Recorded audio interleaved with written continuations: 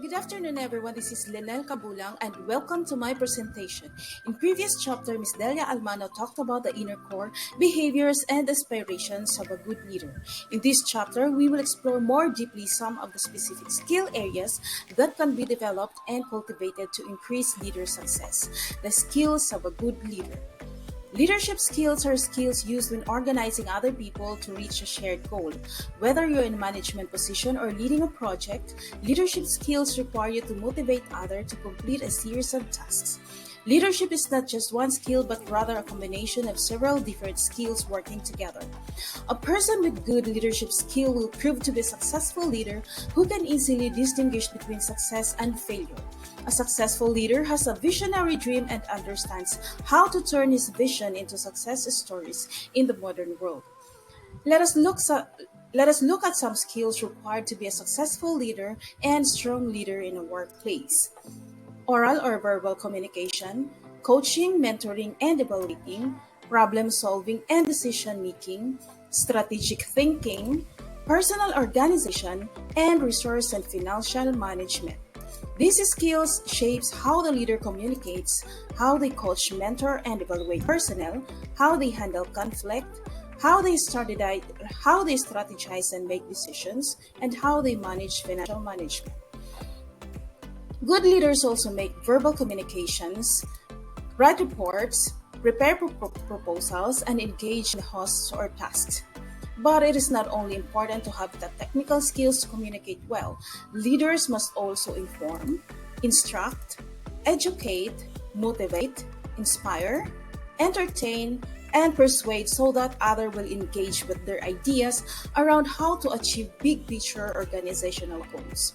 They also use stories and anecdotes that connect with the imagination of their listeners, fostering their interests, inspiring stories that convey the values and behaviors that are important to organization. Developing reading communication skills require attention to detail and practicality. If we speak about developing the skills of reading communication, we generally talk about improving clarity. The manner we will write will express a straightforward, accurate, and important message. Leaders may show skill in reading communication by writing messages that are simple, succinct, and error free. It is essential for small business owners and managers to develop effective communication skills and to encourage the same in all employees. In professional environments, there are five main elements that compose great reading communication skills.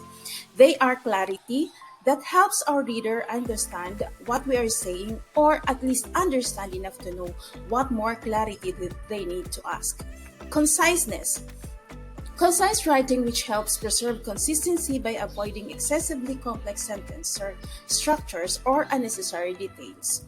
Tone, tone which should be one of the professionalism blended with varying degrees of formality and friendliness. Active voice. Active voice which helps improve a sentence flow and encourages the reader to travel at a quicker speed through our writing. Grammar and punctuation are relevant even in informal writing to ensure our point gets across. The careful use of commas, articles, prepositions, verb tense, and other simple grammar will be hard to understand. The need to develop good writing skills is barely highlighted by the actual fact that within the modern era, it's not uncommon to possess business relationships with customers and suppliers that are established and maintained exclusively through the employment of written communications. It takes a lot of concentration and determination to be an active listener. Old habits are hard to break. If your listening skill are as bad as many people's are, then you'll need to do a lot of work to break these bad habits. There are five key techniques you can use to develop your active listening skills. First is to pay attention.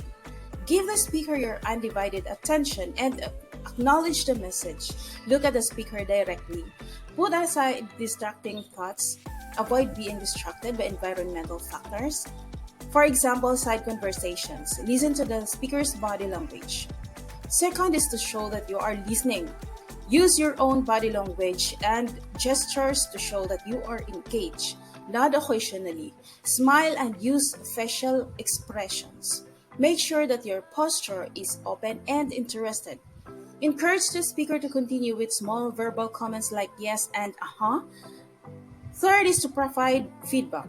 As a listener, your role is to understand what is being said, reflect on what has been said by paraphrasing, ask questions to clarify certain points, summarize the speaker's comments periodically. Fourth is to defer judgment. Allow the speaker to finish each point before asking questions. Don't interrupt with counter arguments. And the last is to respond appropriately. Be candid, open, and honest in your response. Assert your opinions respectfully. Treat the other person in a way that you think they would want to be treated. Leaders use active listening and sense making to help change the meaning of the situation, thereby helping shift the perspectives of each party before attempting to resolve differences. This helps transform the opposition of interest into the problem to be solved by adopting a constructive view of the conflict and using personal values of wanting cooperation and understanding between people. Moving on to skills number 4, coaching and mentoring others. Coaching and mentoring others can also be helpful strategies that build the capacities of the worker while also helping the conflict. But how are they different and when you should use them? While coaching and mentoring are ways of encouraging and supporting someone to achieve a goal, address a challenge, or develop or acquire a skill, they differ in how they are implemented. According to expert coach Jackie Arnold, coaches are skilled in methods and processes that enable their coaches to develop in positive ways. He or she is a non-judgmental listener and reflector of the issues that arise. They do not put forward their own ideas or suggestions during the coaching session. Instead, they ask powerful probing questions that cause inner reflection. Coaching focuses on the present situation and future possibilities, increasing strengths and building on them. It is not just focused on addressing weaknesses. Proactive coaching focuses on coaching people for success, developing their capabilities and equipping them with the tools and skills they need to face challenges successfully, while mentoring, more hands-on, less neutral way of supporting growth.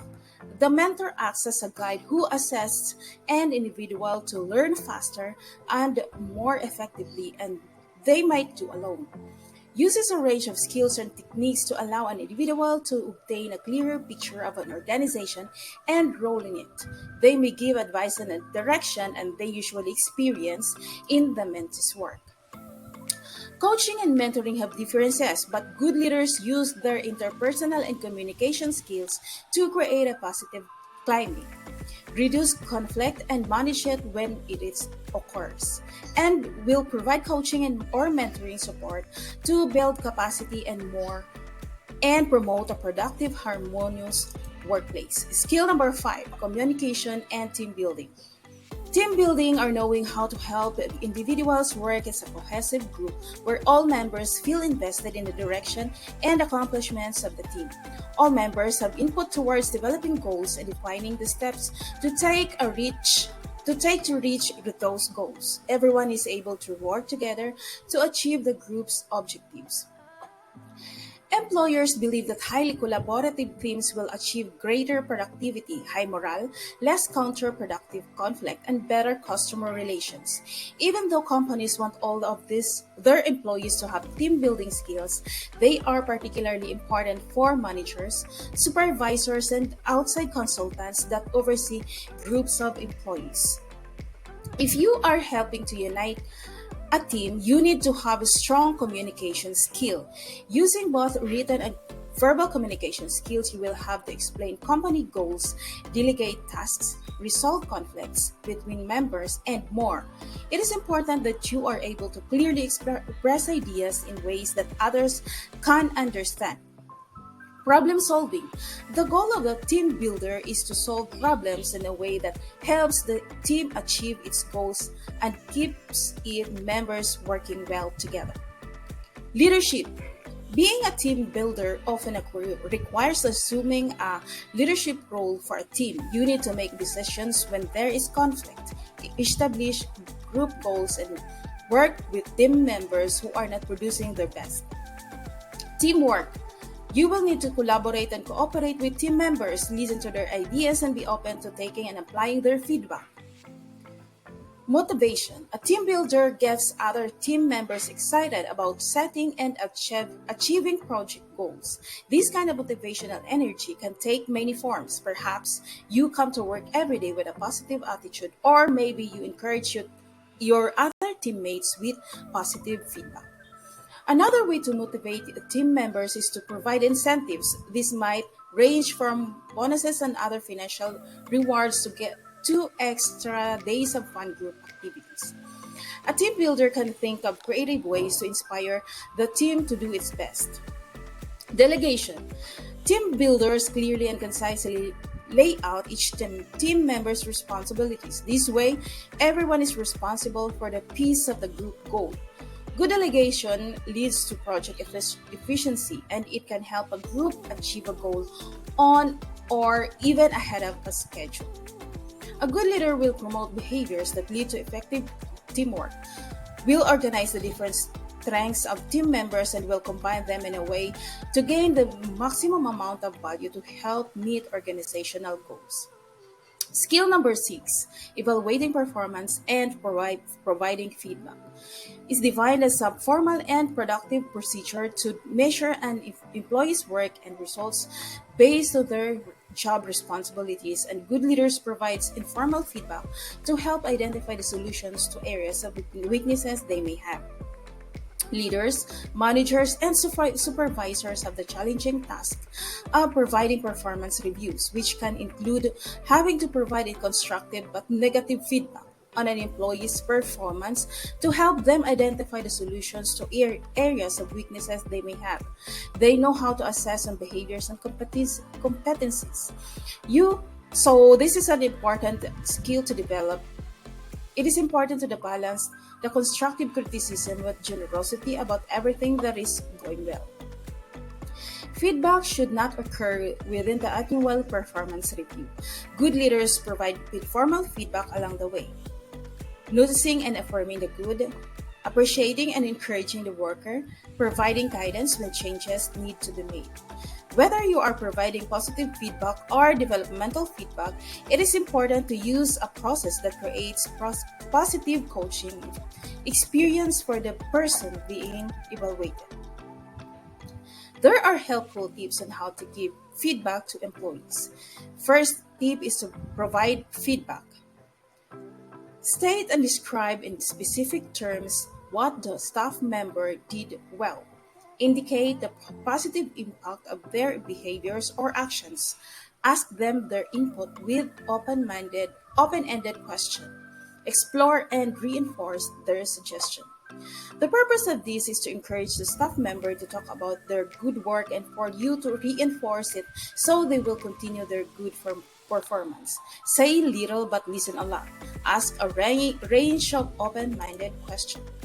Here are some tips on how to lead a process as a positive coaching experience where you show interest in rectifying any performance issues to the benefit of the individual as well as the broader team or organization. First is to consider consulting with your human resource department to ensure you are aware of their preferred practices and the mechanisms they have in place for performance evaluation. Tell them your concerns and ask what resources they provide to help improve an employee's behavior. Second is schedule a private meeting in an appropriate setting.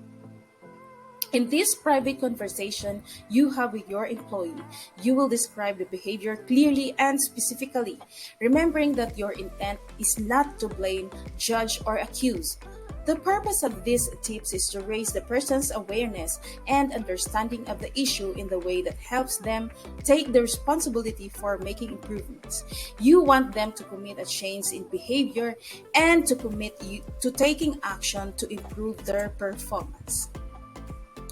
In providing corrective feedback process, first state and describe the concern in specific and objective term, meaning focus on actual behaviors or actions, not the person. Second is ask for your perspective on, meaning give them chance to share their thinking on why the problem exists. Third is indicate the negative effect on them and the organization. Fourth, describe what you would like to see instead.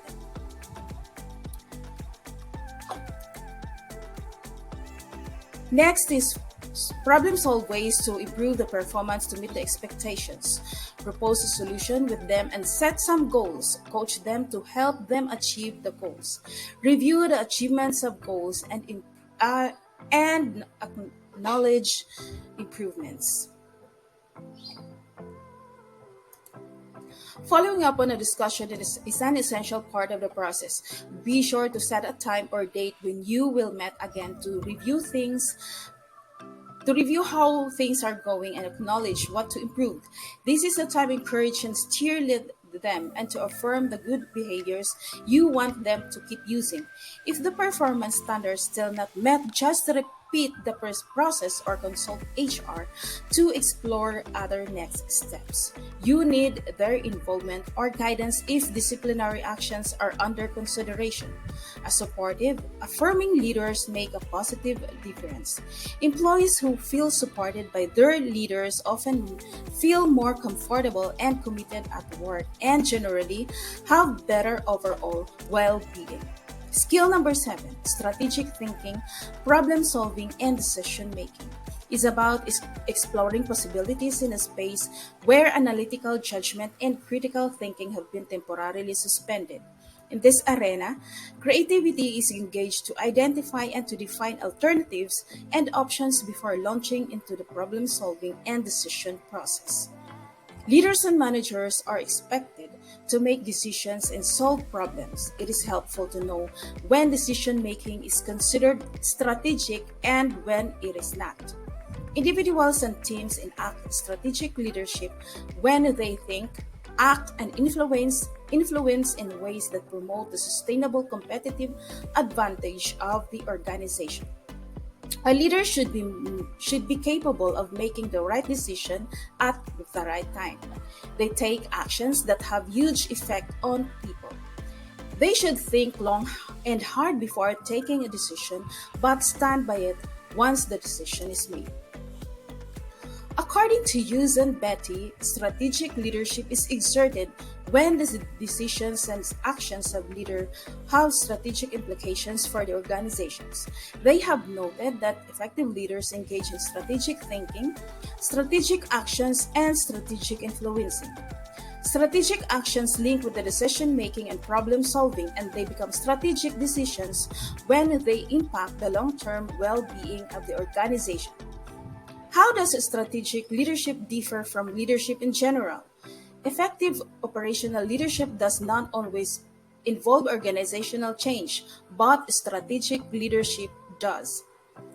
A leaders look to the present and understand how to navigate the day-to-day needs of an organization, while a strategic leader looks to the future to develop new opportunities, products, or services for an organization in order to fulfill goals and missions.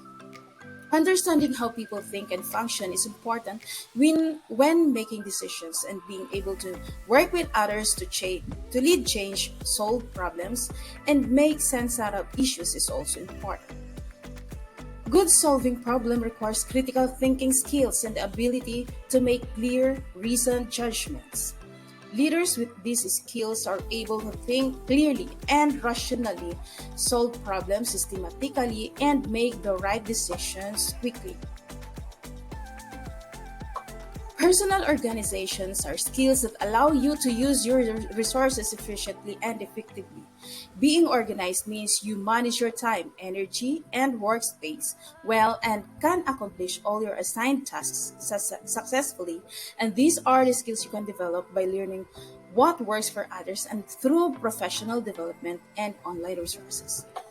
If you are a leader who manages your own administrative work, then you need to develop the skills of time management, effective filing and email systems, scheduling, good note taking, and other other aspects of your personal organization that will ensure you stay on top of all your responsibilities. Finance and resource management help individuals in this role oversee all aspects of a company's financial transactions, including budget analysis and calculation of return or investment, as well as purchasing and staffing decisions. Good leaders knows how to manage their resources and have a good sense of financial leadership and management. They recognize their accountability to the public for how they use those resources, recognize the sustainability for the tomorrow open depends on prudence today that adds their creativity and innovative spirit to ensure that decisions both strategic and pragmatic. And that, ladies and gentlemen, was I wanted to share with you. Thank you for your attention.